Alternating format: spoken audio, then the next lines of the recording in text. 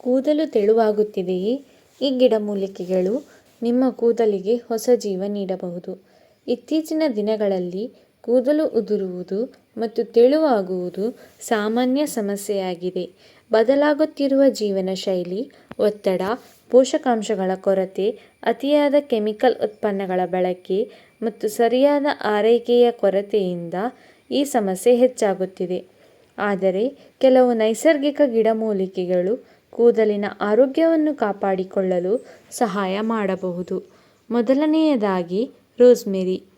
ಇದು ತಲೆಬುಡದಲ್ಲಿ ರಕ್ತ ಸಂಚಾರವನ್ನು ಹೆಚ್ಚಿಸಲು ಸಹಾಯ ಮಾಡಬಹುದು. ಇದರಿಂದ ಕೂದಲಿನ ಬೇರುಗಳಿಗೆ ಅಗತ್ಯವಾದ ಪೋಷಕಾಂಶಗಳು ತಲುಪಿ ಕೂದಲಿನ ಬೆಳವಣಿಗೆಗೆ ನೆರವಾಗಬಹುದು. ಎರಡನೆಯದಾಗಿ ಭೃಂಗರಾಜ್. ಆಯುರ್ವೇದದಲ್ಲಿ ಇದನ್ನು ಕೂದಲಿನ ರಾಜ ಎಂದು ಕರೆಯಲಾಗುತ್ತದೆ.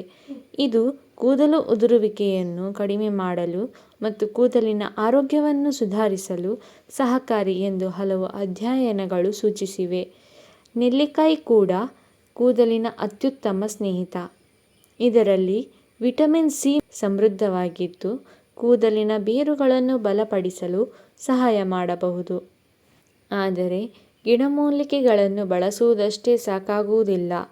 ಪೌಷ್ಟಿಕ ಆಹಾರ, ಸಾಕಷ್ಟು ನಿದ್ರೆ, ಒತ್ತಡದ ನಿಯಂತ್ರಣ ಮತ್ತು ಸರಿಯಾದ ಕೂದಲಿನ ಆರೈಕೆಯೂ ಅಷ್ಟೇ ಮುಖ್ಯ.